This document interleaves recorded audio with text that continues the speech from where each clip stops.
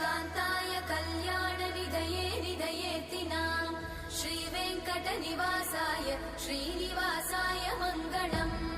लक्ष्मी सविभ्रमालोकसुभ्रूविभ्रमचक्षुषे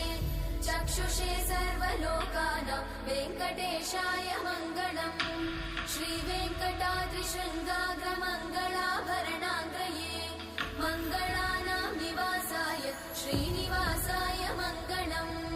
सर्वावयव सौन्दर्य सम्पदा सर्वचेतसां